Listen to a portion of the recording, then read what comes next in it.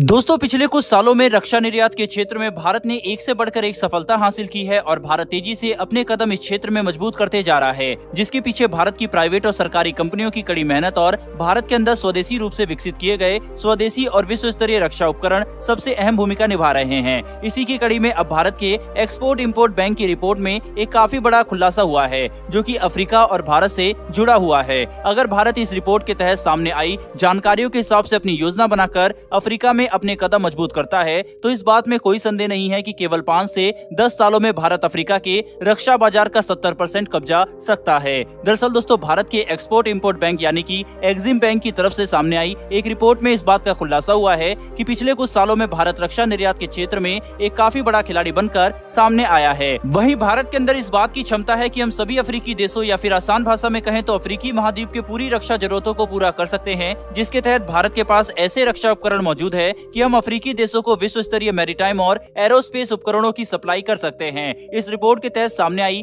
जानकारी और किए गए दावों को अगर ध्यान से समझने की कोशिश की जाए तो इस बात में कोई भी शक नहीं है कि भारत के पास मौजूदा समय में ऐसी क्षमता मौजूद है कि हम अफ्रीकी देशों की रक्षा जरूरतों को पूरा कर सकते हैं। भारत ने स्वदेशी रूप से अपने हथियारों और उपकरणों को विकसित करने में काफी निवेश किया है। भारत की डोमेस्टिक डिफेंस इंडस्ट्री भी मौजूदा समय में काफी मजबूत हो चुकी है। ऐसे में भारत के पास अफ्रीकी देशों को सप्लाई करने के लिए एक से बढ़कर एक मजबूत उपकरण मौजूद है। अगर अफ्रीकी देशों की रक्षा जरूरत को समझा जाए तो ये बात साफ हो जाती है कि अफ्रीकी महाद्वीप में ज्यादा बड़े और ज्यादा शक्तिशाली हथियारों की जरूरत ज्यादा नहीं है, बल्कि अफ्रीकी देशों को ज्यादातर ऐसे हथियारों की जरूरत है जो कि काफी बेसिक हथियार हैं, जैसे कि rifle, anti tank guided missile, MANPADS, helicopter, हल्के लड़ाकू विमान और टैंक जैसे उपकरण। वहीं इसके अलावा अगर नौसेना की बात करें तो अफ्रीकी देशों को ज्यादातर छोटे मिसाइल, बोट, कॉर्वेट्स, रडार और लाइट यूटिलिटी हेलीकॉप्टर जैसे उपकरणों की ही जरूरत है। भारत के पास अफ्रीकी देशों को ऑफर करने के लिए हर श्रेणी में काफी अच्छे उपकरण मौजूद है। जैसे कि अगर बात की जाए हेलीकॉप्टर की तो भारत के पास स्वदेशी रूप से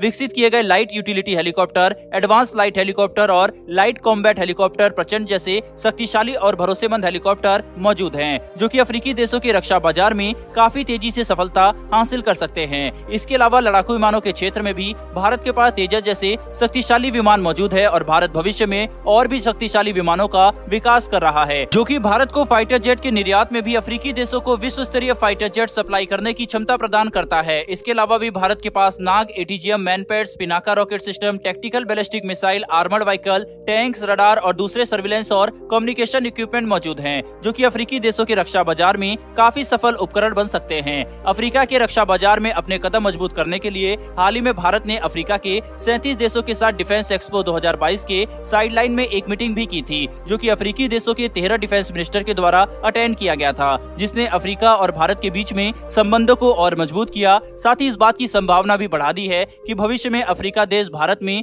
कई बिलियन डॉलर के हथियार खरीद सकता है। बहरहाल बढ़ते हमारी दूसरी खबर की तरफ तो दोस्तों भारत ने अब ये बात साफ तौर पर कही है कि ब्लैक सी ग्रेन इनिशिएटिव का सस्पेंशन पूरी दुनिया में खाद्य पदार्थ, ईंधन और फर्टिलाइजर का संकट और ज्यादा बढ़ा देगा, जिससे खास करके विश्व के दक्षिण हिस्से को काफी नुकसान होने वाला है और इसका प्रभाव अंतर्राष्ट्रीय अर्थव्यवस्था पर भी साफ तौर पर देखने को मिलेगा, जो कि हर देश के लिए काफी खराब खबर है। ब्लैक सी ग्रेन इनिशिएटिव संयुक्त राष्ट्र द्वारा रूस और यूक्रेन के बीच में कराई गई एक डील थी, जिसके तहत रूस यूक्रेन के जहाजों पर हमला नहीं करता, जो कि ब्लैक सी का इस्तेमाल करके अंतर्राष्ट्रीय स्तर पर ईंधन, खाद्य पदार्थ और फर्टिलाइजर की सप्लाई कर रहे हैं, जिससे कि अंतर्राष्ट्रीय स्तर पर इन सभी पदार्थों की कमी नहीं होती और विश्व में हालात और खराब नहीं होते। लेकिन अब क्योंकि इस डील को सस्पेंड कर दिया गया है, इसीलिए अब विश्व में ईंधन और दूसरे संबंधित पदार्थों की कमी होना काफी आम हो जाएगा। एक तरफ जहाँ पहले ही तेल और नेचुरल गैस के दाम आसमान छू रहे हैं, वहीं पर खाद्य पदार्थ और फर्टिलाइजर से जुड़ा संकट ऐसे देशों के लिए काफी भयानक साबित हो सकता है, जो कि अपनी खाद्य पदार्थों की जरूरत के लिए 100% आयात पर निर्भर रहते हैं। वहीं ऐसे में अपने इस बयान के तहत भारत विश्व को ये बताना चाहता है कि अगर हालात को नहीं संभाला गया तो अंतर्राष्ट्रीय स्तर पर अनस्टेबिलिटी और ज्यादा तेजी से बढ़ेगी, जिससे चीजों को संभालना मुश्किल हो जाएगा।